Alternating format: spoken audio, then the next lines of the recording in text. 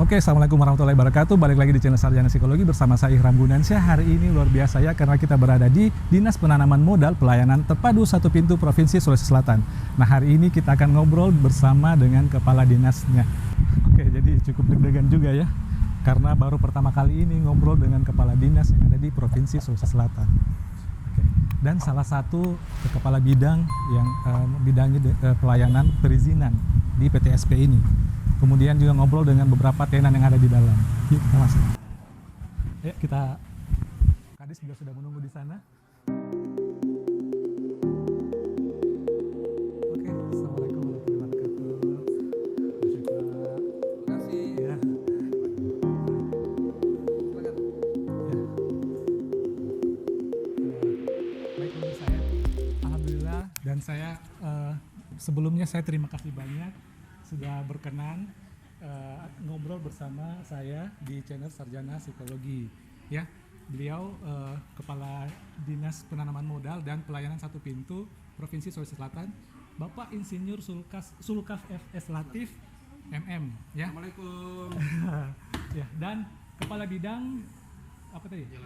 Penyelenggaraan Pelayanan Perizinan, Bapak Muhammad Said Wahab SEMM juga. Ya, oke. Bagaimana pelayanan di PTSP ini, Pak ya? Baik, alhamdulillah semua pemirsa, kami dari DPM PTSP Provinsi Sulawesi Selatan menyampaikan bahwa sejak Undang-Undang Cipta Kerja kemudian ada Perpu, itu perizinan oleh pemerintah sangat dimudahkan. Tetapi kata mudah ini juga harus diartikan bahwa setiap perizinan memiliki persyaratan-persyaratan masing-masing berdasarkan risiko yang dimiliki oleh usaha itu. Jadi sekarang ini kita kenal adalah perizinan berbasis risiko. Berbasis Risiko itu kita bagi. Ada yang berisiko rendah, contohnya misalnya UMKM atau usaha-usaha kecil. Kalau ini risikonya rendah, itu cukup punya NIB. Gitu. Nomor induk berusaha. Dan itu kita bisa akses langsung. Teman-teman dari rumah juga bisa, dari manapun bisa. Yang penting punya gadget, punya komputer, ada wifi. Kalau nggak ada wifi susah juga. Gitu. Terus masuk ke dalam OSS, one single submit. Jadi di situ semua di OSS itu diatur perizinan apa. Kalau NIB itu langsung Bapak masukkan KTP, masukkan NPWP, masukkan alamat lokasi usaha. 5 menit saya jamin, kalau internetnya bagus, selesai. Luar biasa. Itu kalau risiko rendah. Menengah rendah itu membutuhkan beberapa persyaratan teknis, tergantung usahanya. Sesuai KLBI-nya. Tetapi karena dia risikonya menengah rendah, maka namanya SPPL. Hanya menyatakan, tapi saya melalui hari ini saya ingin sampaikan kepada seluruh pengusaha yang ingin buka usaha, ada 3 persyaratan dasar yang perlu Bapak tanya dulu, baru bikin usaha di situ. Karena suatu saat nanti itu kalau berhubungan akan menjadi masalah. Terutama itu tentang lokasi. Berarti pertama lokasi ya? Lokasi harus sesuai dengan peruntukannya. Yang kita kenal namanya RT RW. Tata ruang. Jadi janganlah bikin usaha kalau bukan di ruangnya. Sekarang ini pemerintah masih permisif. Karena apa? Karena kita habis COVID, habis apa? Jadi di mana-mana. Tapi itu kan misalnya, masa di tengah perumahan bengkel bisa ada bengkel? Iya, pasti orang mengganggu. Dulu memang ada namanya izin tetangga. Ya dulu kan tidak bisa kalau tetanggamu tidak tanda tangan kiri kanan. Tetapi sekarang kan kita ingin memudahkan. Tetapi jangan juga karena mudah ini Anda udah tahu bukan tempatnya ini dulu. Tapi sekarang belum ya, karena kita baru selesai dari COVID selesai dari ini, jadi orang jadi masih banyak itu. Kita belum keras. Saya yakin pemerintah belum keras. Kalau pemerintah keras, karena sekarang ini prinsipnya adalah mempermudah perizinan, memperketat pengawasan. Karena itu risiko rendah, dan menengah rendah, maka SPPL. Tapi coba baca SPPL-nya lah. Salah satu di situ, saya berusaha sudah sesuai dengan tata ruang. Ada itu Bapak tanda tangan. Jadi kalau suatu saat kami keras, ya toh? Termasuk ini menjamurnya kafe-kafe Pak ya, itu juga termasuk. Itu juga. Nah, yang bermasalah ini itu apa parkirannya itu. Parkirannya. Sekarang ini tapi kami pemerintah kan belum terlalu ini. Kalau mau keras. Oh, gitu. Tetapi kan bagaimana kita habis Covid, orang mau berusaha apa, oke lah dulu. Tetapi tolonglah, karena kalau ini diterapkan, karena sebelum keluar NIB, nanti misalnya bikin kafe ya, kafe itu disetujui oleh kota.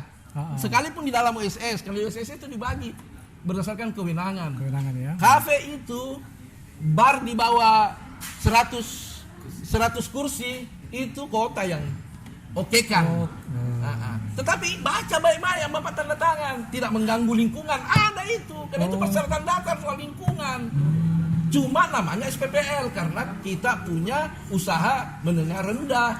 Jadi kalau suatu saat ada orang komplain, ya kita bisa melihat Bapak sudah tanda tangan, Bapak tidak mengganggu lingkungan. Terutama kalau bikin usaha ya bilanglah Bapak perlu apa, kalau perlu parkir siapkan parkir. Ada limbahnya, siapkan limbahnya. Itu karena menengah rendah. Tetapi kalau Bapak masuk ke dalam usaha menengah tinggi, resiko tinggi, menengah tapi tinggi, kan dibagi 3, rendah, menengah, tinggi. Di menengah tinggi, menengah tapi tinggi resikonya. Contohnya apa? Itu bar. Bar menengah rendah. Contohnya itu adalah diskotik. Itu contoh yang paling gampang sekarang. Diskotik itu karena menengah tinggi, maka dia harus punya UKL UPL. Selain NIB harus dia punya UKL UPL untuk tempat itu dijadikan tempat usaha. Dan mesti kita juga diberi kewenangan karena ini baru pindah dari provinsi, dari kabupaten. Dulu kabupaten yang bar dan diskotik itu kabupaten yang keluarkan. Masing-masing ya. Tetapi kami kemarin mulai Oktober tahun lalu sebenarnya sudah dipindahkan ke provinsi penyetujuannya. Kami di provinsi untuk bekerja itu harus ada landasannya, nggak langsung. Maka sekarang sejak bulan Oktober, November, Desember kita siapkan namanya pergubnya. Tahun 2022 ya? Iya 2022. Karena apa? Karena kita tahu kalau diskotik itu kan sangat rawan di bar juga sangat rawan. Ya dulu sih ada aturannya toh. Tapi dengan ini kita tetap harus mengaturnya. Ya makin tunggu pergubnya. Masa bar di sampingnya sekolah? Enggak mungkin toh. Orang minum-minum baru 11 sekolah. Apalagi di sebelahnya tempat ibadah misalnya. Ya makanya pergub itu akan mengatur. Jadi sabar saja. Jadi tapi ini pemerintahan. Izin yang sudah keluar itu tetap berlaku sampai berakhirnya izin. Itu aturannya. Tapi yang mau baru sabar kok. Karena kita akan atur dulu. Benar. Ini makanya banyak yang sekarang kami sudah dilaporkan di DPR tidak mau keluarkan. Bukan kami tidak mau keluarkan, tapi kami punya hak untuk mengatur karena diberikan kewenangan. Iya. Masa kami mau tuju ada bar di sampingnya masjid? Atau di samping gereja? Atau di samping wihara? Nggak mungkin. Orang pergi salat subuh dia baru pulang. Hiburan malam juga begitu kan, ada aturannya, itu yang kita akan atur di pergubnya. Insya Allah itu kan selesai. Karena sudah selesai di tingkat kita tinggal ke Mendagri. Di tingkat provinsi sudah selesai 4 bulan kita. Ya apa namanya kan banyak masukan Pak. Betul, kita sudah setuju ini, kita kasih tahu. Ada lagi kelompok yang tidak setuju, ada lagi kelompok, itu kan mesti kita akomodir. Tapi alhamdulillah secara konsep itu sudah selesai. Tinggal namanya peraturan, walaupun pergub harus mendapat persetujuan Depdagri. Dan ini mungkin bulan ini akan dikirim ke Depdagri. Di Depdagri punya hal untuk mengatur, melihat apakah sudah sesuai dengan perundang-undangan untuk dijadikan pergub. Jadi sabar saja. Jadi seperti itu. Dari kementerian itu aspek hukumnya ya. Untuk tinggi. Semua usaha yang tinggi, tapi hampir semua namanya tambangnya. Ini juga perlu. Tambang. Kalau bicara nikel dan mineral, seluruh perizinan itu pusat yang menyetujuinya, OSS juga. Tapi langsung kan di sana. Tetapi mulai April tahun lalu sudah ada pelimpahan kewenangan ke provinsi. Tapi namanya pelimpahan kewenangan itu kan tidak serta-merta harus ada aturannya, dibikin lagi dia punya. Sekalipun kita dikasih waktu itu sampai bulan Juli, mestinya aturannya, sistemnya sudah oke. Tetapi implementasinya bulan 10 baru siap semua. Jadi bulan 10 tahun lalu kami sudah mulai keluarkan. Sudah ada kami keluarkan WIUP, sudah ada kami perpanjang izin-izin yang mati. Untuk itu yang golongan C. Yang dulu orang bilang golongan C, tapi namanya non mineral, non logam. Itu yang dilimpahkan. Jadi kalau Anda bicara nikel, bicara emas, bicara apalagi uranium apa, itu pusat. Tapi Anda bicara sekarang batuan, galian C, pasir apa segala itu. Untuk mempercepat itu, terutama belajar dari sebelumnya Jadi kalau dia menengah tinggi dia harus ada amdalnya. Harus tidak ada itu. Kalau semua di situ masuk sangat tinggi. BPLH ya, Badan Salah satu persyaratannya adalah amdal. Itu yang paling penting. Jadi kami sudah lakukan untuk mempercepat itu, terutama itu galengan C kemarin, terutama yang berhubungan dengan sungai-sungai atau sungai itu kan banyak izin keluar dari Jakarta, nggak bisa di sini diaplikasikan karena dia main tunjuk aja di pinggir sungai. Pemirsa harus tahu bahwa sungai itu ada yang mengaturnya dari Kementerian PU, ada perwakilannya namanya BBBS, Berang. Itu yang perlu kita tahu.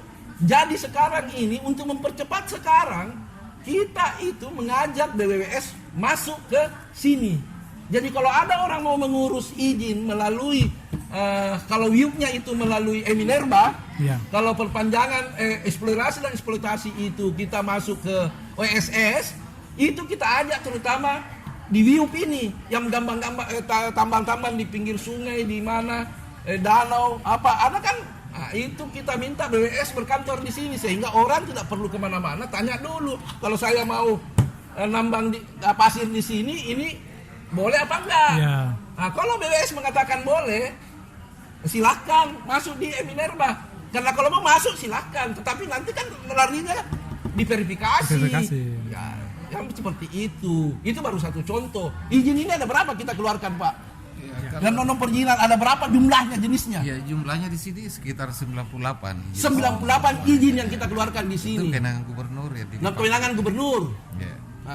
Kalau non perizinan termasuk itu, Pak. Termasuk itu. Jadi non perizinan yang menjadi kewenangan kita ada 98 di luar daripada OSS. 98 di luar daripada yang diatur OSS. Jadi masih ada izin-izin baik kewenangan kabupaten, provinsi maupun pusat itu yang tidak tercakup di OSS itu dibuatkan sendiri oleh kami di sini, namanya Pro PTSP.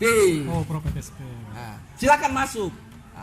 Pro PTSP itu banyak, tetapi ada dua hal yang krusial di dalam melakukan pelayanan ini. Yang pertama itu pada saat pandemi itu terlalu banyak orang antri soal izin-izin penelitian. Untuk mahasiswa, untuk lembaga-lembaga penelitian, perguruan-perguruan tinggi, itu dulu lama. Kita di sini PTSP melakukan inovasi, buat aplikasi, namanya Neni Silinca. Biar nenek-nenek tapi lincah. Itu maksudnya. Iya kan? Nanti linknya ada di deskripsi ya. Ada linknya nanti, tinggal masuk. Jadi kalau Anda mau penelitian apapun itu dari manapun tinggal masuk di Neni Silinca dan diupload tidak banyak toh, cuma surat keabsahannya, apanya yang mau dinilai itu kalau lengkap setelah masuk lengkap kemudian dilihat oleh tim teknis dari Bapelitbangda mengatakan bahwa ini sudah oke, lengkap dan benar sesuai dengan aturannya, maka tinggal 5 menit karena itu sekanti masuk ke petugas korektor, masuk ke verifikasi, masuk ke saya itu lewat sistem aja, saya jamin 5 menit. Selesai dan itu tanda tangan. Saya ingin tanya Pak, kemarin ada teman nih, dia buka semacam tempat kursus. Dia sudah melakukan upload, saya kurang tahu di mana dia upload. Tapi sampai sekarang sudah belum ini. Kalau tempat kursus itu di mana? Ini apa itu? Lebih teknis itu. Izin Pak. Itu berarti izin belajar ada di mana dia? Kalau izin belajar Ke tempat kursus belajar itu. Ya, tadi disampaikan oleh pimpinan Pak Kadis, itu tempat kursus dia masuk kategori dia menengah rendah. Jadi menengah rendah. SS, masuk SS. Masuk SS. KBLI-nya ada cari. Ada KBLI-nya sebenarnya izin.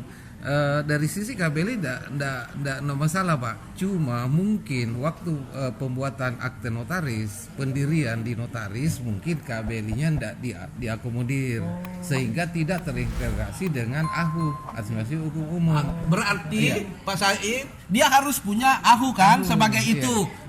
Jadi yang pertama dia urus adalah INIB-nya. Setelah ada INIB-nya dia masuk di namanya KLBI. Di KLBI berapa yang mengatur tentang kursus itu? Karena dia itu pasti dia diminta AHU-nya. AHU. Ya, administrasi hukum. Yang dikeluarkan oleh Kemenkumham, ya. Di Kemenkumham itu mesti ada bidang-bidang usahanya.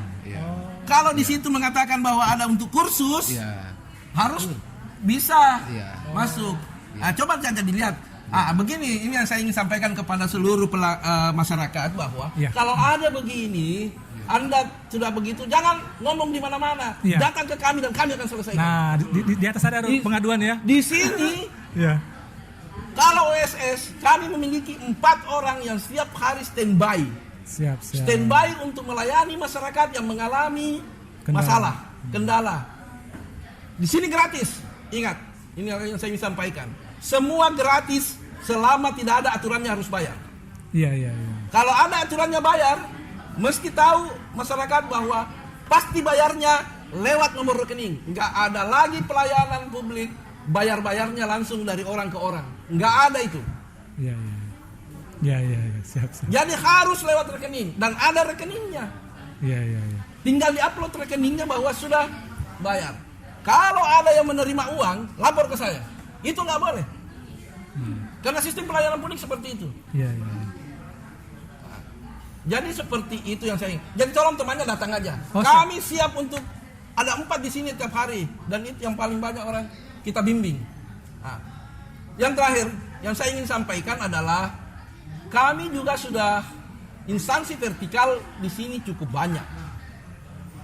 Ada 10 tambah nanti 5. Jadi sekarang 11 yang sudah oke. Saya cuma ingin sampaikan begini. Anda mau urus misalnya BPJS kesehatan.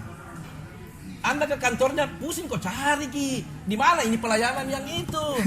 Kalau kau ke kantorku di sini di Bougainville, semua itu langsung jelas dari Anda masuk tinggal tanya saya mau urus BPJS kesehatan, langsung ditunjuk 20 meter, 10 meter itu langsung ditunjukkan orangnya. Dan memang dia kerjanya melayani khusus untuk seluruh perizinan soal BPJS kesehatan. Mau BPJS tenaga kerja, Anda punya masalah di pajak, teman-teman di sini siap membantu. Kalau Anda pergi ke gedung bisa hilang tuh luas sekali itu gedung keuangan sana. Kalau di sini sudah ada. Anda BPPOM, Anda butuh BPPOM, Anda ke Bajik Minasa. Cukai ada. Agama saja ada. Untuk Anda bagaimana mengurus halal. Sertifikat halal. ATR juga ada, bisa pembimbingan di sini. Mungkin tidak selesai di sini, tapi kan semua pelayanan publik sekarang sudah aplikasi. Dari manapun, tinggal Anda nanti dibimbing. Karena biasanya salah upload, salah apa. Saya hadapi seperti itu. Apa yang pernah terjadi ya? Saya ingin sampaikan tadi stressing lagi. Terutama kalau Bapak Ibu pengusaha sudah skala menengah besar ya, 5M ke atas. Sekarang ini RT RW Provinsi Sulawesi Selatan nomor 1 di Indonesia diintegrasikan dan sudah disetujui dan sudah diperdakan. Dan artinya provinsi sudah RT RW-nya masuk ke sistem. Sudah masuk sistem. 3 bulan yang lalu dia terintegrasi sistem. Jadi kemarin kita mendapati masalah, saya kebetulan dua langsung, kebetulan kenal, saya lama di perikanan, jadi hampir semua pengusaha kenal saya. 2 orang mau ekspor, rumput laut, semua bersoal dengan, selama ini kan KKPRL-nya, tidak ada sistem yang baca toh, sekarang dia mau ekspor rumput laut, semua syarat untuk perikanannya dia sudah okekan. Tinggal satu KPPRL-nya. Karena di dalam situ ditanya, gudang Anda ada di mana? Sekarang ini tata ruangnya sudah nyambung dengan OSS ya. Jadi langsung dia baca, cak. Oh nggak diupload, diminta upload. Yang diminta upload cuma alamatnya jelas, poligonnya jelas. Poligon itu kau punya di mana. Nah, sekarang juga kalau dia kau masuk itu di kawasan itu diminta. Kalau misalnya di Makassar, mana penetapan wali kota, disuruh upload itu.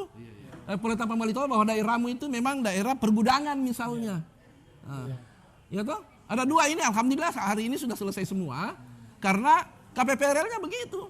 Kapan tidak selesai, saya di WA terus, Pak, tinggal kita ini. Memang di sistem dibaca di situ, tinggal verifikasi PTSP. Iya, tapi setelah kita telusuri, belum KPPRL-nya belum diokekan. Itu pasti ATR yang okekan itu. Ya toh? Karena PU-nya ya, karena dia tata ruang. Tak. Nah, jadi poligonnya ditembak, tembak ke lokasi dia punya kan berbasis geografi ya, kita berhasil itu Lintang Bujur ya, dilihat oh ya memang ada di sekitar daerah pergudangan. Ya langsung setelah dia upload semua selesai. Yang saat itu selesai cuma 3 hari selesai karena KPPR-nya keluar, perikanannya, persyaratan perikanan untuk ekspor perikanan juga sudah semua dipenuhi, selesai. Nah, yang kedua ngeyel. Urus KPPRL sudah, KPPRL-nya sudah selesai, minta saya diperiksa lagi. Memang sudah ada dia punya data-data perusahaannya, berapa tenaga kerjanya, apa dia upload. Dia bilang kau mau upload kan? Kebetulan kenal tuh. Saya bilang tidak mungkin, bukan usaha aku. Ya toh. Jadi kemarin hari libur itu bos, dia penuhi. Saya hubungi tim teknisnya di perikanan. Oke, jadi hari ini tadi saya sudah telepon Pak Saiful, dia bilang tunggu Pak, saya lihat di sistem. Kalau sudah betul-betul oke, saya lapor ke kita, nanti kita okekan atau tidak. Jadi seperti itu. Sekarang ini perizinan mudah, tetapi harus tetap sesuai aturan. Biar kau kenal dengan kepala dinas, mau kenal kalau bisa lihat YouTube apa Pak Gubernur juga di sini sudah bilang, di Jawa Tengah juga bilang itu, biar jual-jual nama gubernur, jual nama presiden selama.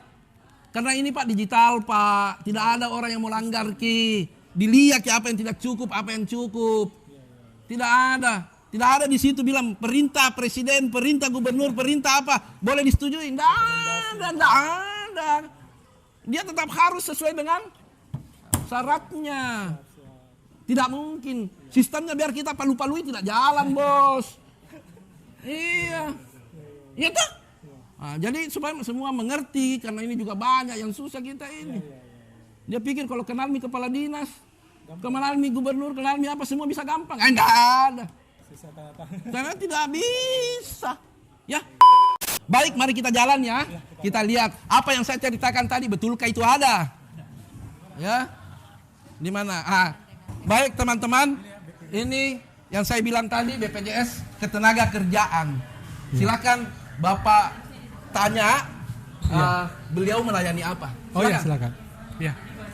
Tadi produk apa Pak ya? Pelayanan yang ada di sini. Kami dari BPJS Ketenagakerjaan ada 5 program: jaminan kecelakaan kerja, jaminan kematian, jaminan hari tua, jaminan pensiun, dan yang terbaru jaminan kehilangan pekerjaan.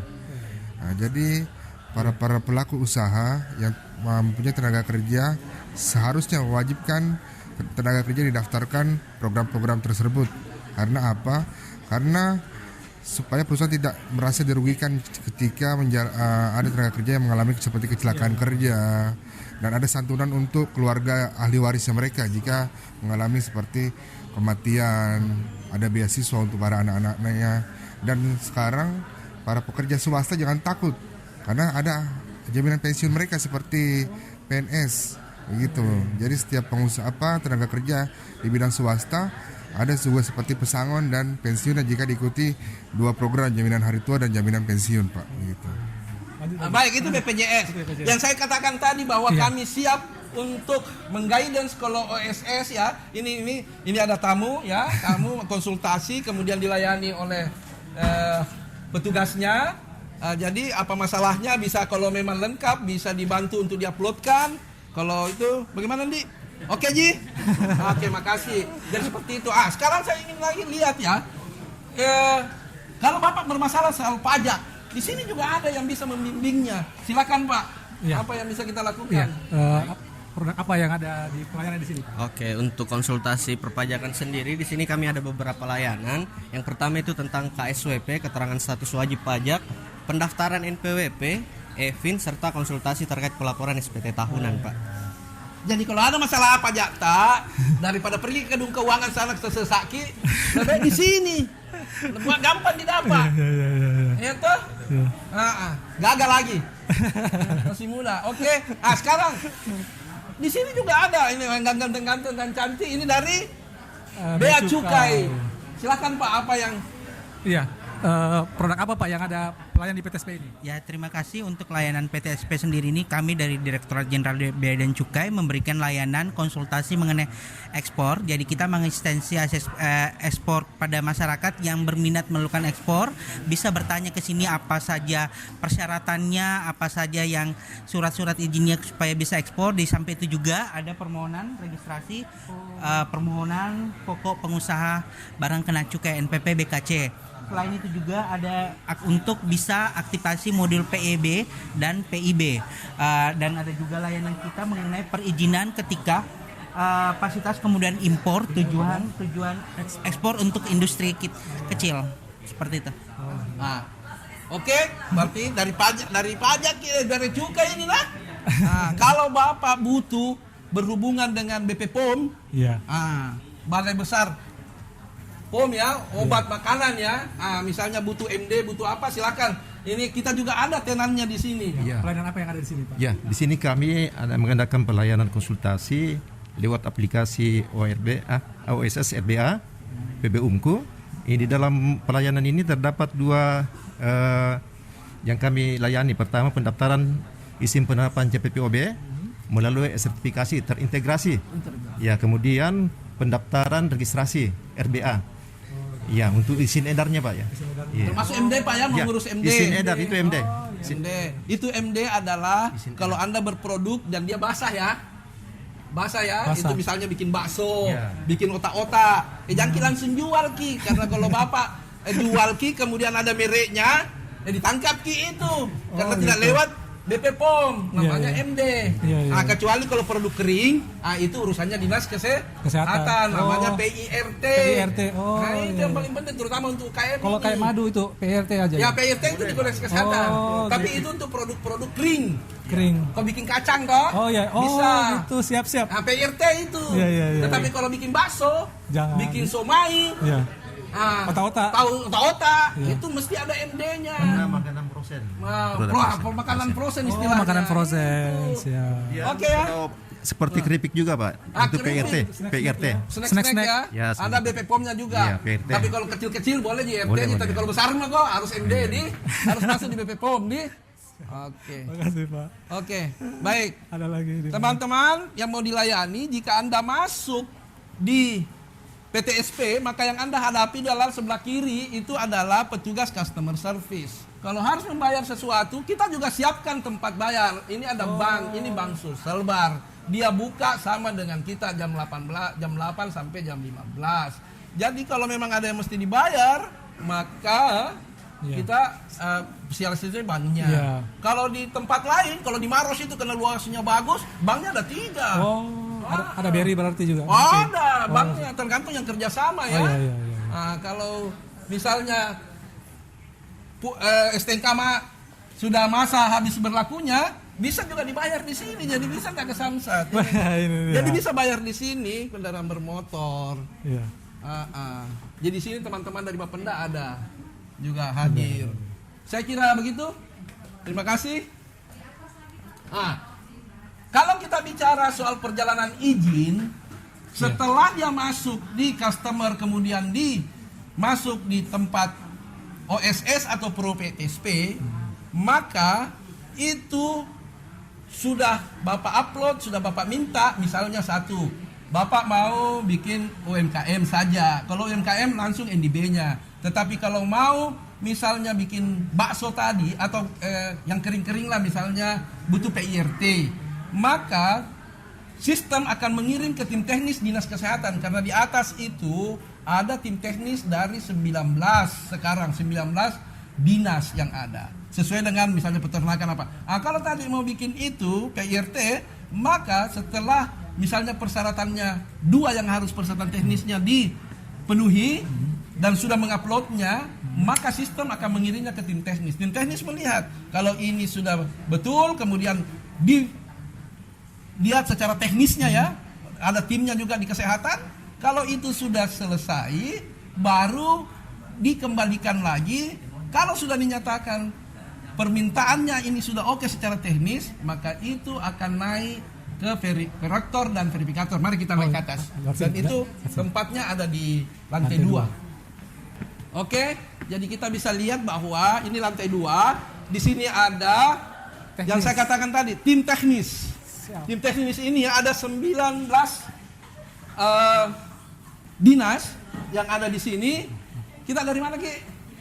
Dinas sosial. Jadi yang berhubungan dengan perizinan, non perizinan, yang berhubungan dengan sosial, setelah lengkap di sistem itu akan dilempar, akan diverifikasi dulu, diperiksa dulu oleh tim teknis. Dan kalau itu sudah selesai, ini teman-teman ini dari ini yang pelit-pelit ini dari Bapelit Bangga. Ini yang paling banyak kerjanya ini karena dia urus izin. Izin apa nih? Izin apa? Izin penelitian dan izin pengumpulan data. Oh, izin penelitian dan pengumpulan data. Luar biasa. Jadi orang mau mengumpulkan data mesti ada izin. Jadi kalau beliau ini dari perkebunan pertanian ya. Apa yang kita keluarkan? Produksi teknis.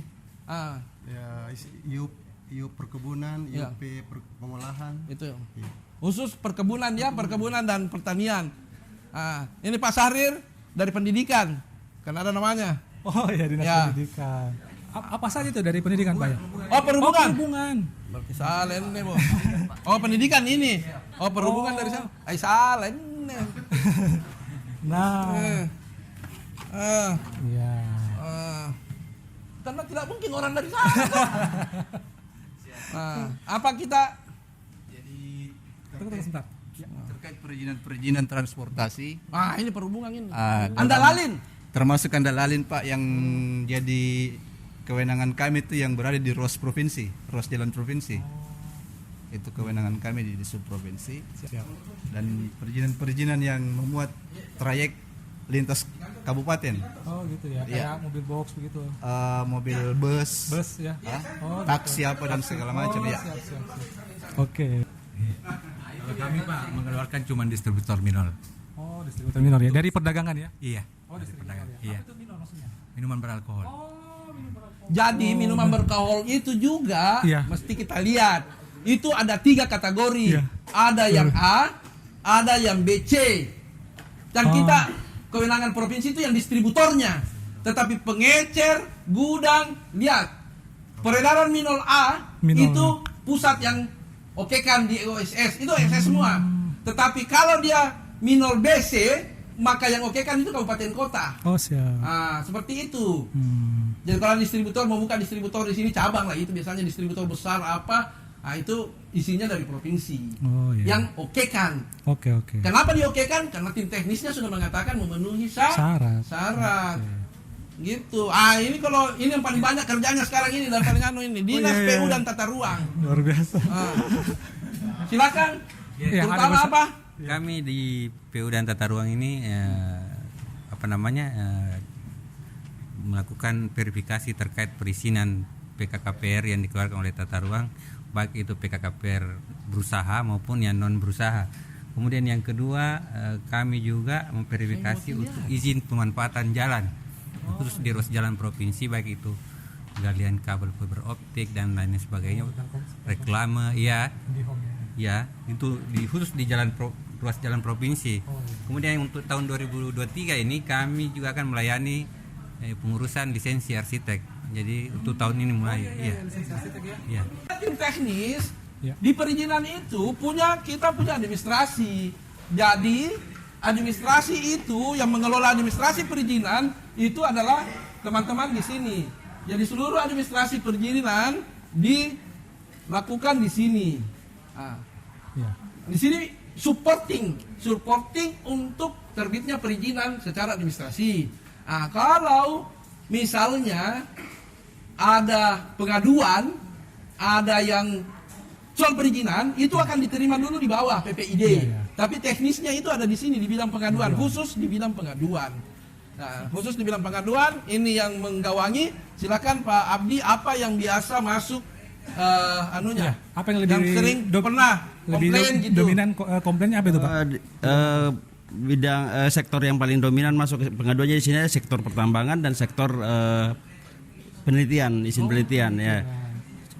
Jadi keluhan-keluhan dari masyarakat itu kalau di sektor penelitian itu terkait dengan mungkin kesalahan data atau penginputan data yang salah atau kenapa izinnya terlambat. Itu keterlambatan. Iya, keterlambatan.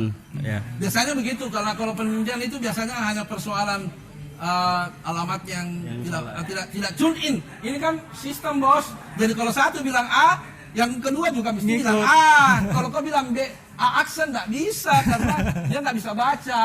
Nah, itu kalau pengaduan. Dan kita bisa lihat, ayo kita bisa lihat ini. Ini yang saya katakan tadi bahwa tahun ini ada tambahan 5 pelayanan. Dan ini karena tempat habis dibawa untuk tenan vertikal, maka kita ini yang sudah lebih dulu, sudah hampir sebulan, beliau dari karantina ikan. Apa yang kita keluarkan di sini? Apa produknya Pak Bu ya? Yang untuk tadi kami keluarkan itu sebagaimana kita tahu bahwa karantina itu adalah 2 fungsi kami, yaitu pengendalian hama penyakit ikan karantina.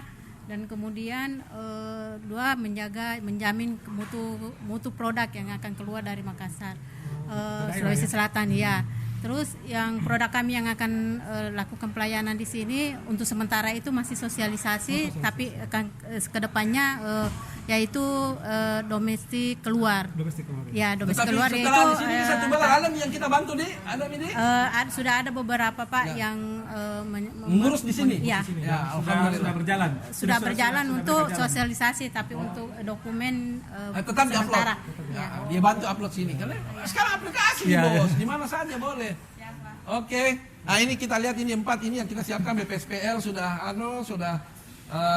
karantina pertanian. Nanti di sini BWS, kemudian itu. Nah, jadi perjalanan izin itu bisa kita lihat setelah tadi tim teknis. Nah, korektornya sebelum sampai ke saya untuk disetujui dari tanda tangan itu mesti diperiksa di korektor dulu. Di korektor ini ada beberapa. Nah, ini yang menggawangi ini Pak Udak Tam. Nah, itu silakan bagaimana cara kerja di sini. Silakan Pak Tam. Oh ya, silakan Pak. Jadi begini Pak, untuk korektor kami di sini ada 1, 2, 3, 4, 5. Kita sudah membagi beberapa sektor. Jadi masing-masing staf saya yang ada di sini menangani sekitar 4 atau 5 sektor yang ada di OPD masing-masing. Itu yang di TPD sana Pak, seperti kita ketahui ada 21 sektor yang masuk. Jadi hasil dari permohonan yang masuk begitu sampai di teman-teman tim teknis, kami akan olah di sini. Ke sini. Jadi di sini kami akan melihat sesuai dengan persyaratan yang masuk, apakah benar atau tidak. Apakah hasil dari tim teknis itu hasil kajian dari OPD masing-masing, kan biasanya itu ada rekomendasi teknis Pak dari OPD masing-masing. Kami harus juga mencocokkan rekomendasi teknis yang dikeluarkan oleh OPD teknis dari instansi terkait izin yang diminta ke PTSP yang keluarannya nanti di sini sebelum ditandatangani oleh Pak Kepala Dinas. Ya kami dulu yang menyaringnya di sini. Jadi cukup riskan juga di sini kita punya tempat. Luar biasa. Ya. Oke, makasih banyak. Terima kasih Pak Kadis. Jadi inilah semuanya proses akhir verifikasi dan ya sebenarnya kami sampaikan kami bukan power oriented, kami lebih ke service oriented. Bagaimana memberi pelayanan cepat, tepat, mudah dan seterusnya. Jadi kami menyebut semua masing-masing ini adalah korektor, validasi dan verifikasi sebagai probabilitas. Ini nanti menjadi sebelum ditangani Pak Kadis selaku administrator. Jadi disinilah filter semua ada 6 filter sebelum ditandatangani oleh Pak Kadis. Itu semua by system itu saja. Kita kita sudah selesai tadi ya ngobrol dengan Kepala Dinas Penanaman Modal dan Pelayanan Terpadu Satu Pintu Provinsi Sulawesi Selatan. Jangan lupa subscribe, kemudian like video ini. Jika ada hal yang ingin disampaikan, silakan sampaikan di kolom komentar. Oke, terima kasih. Salam bela negara.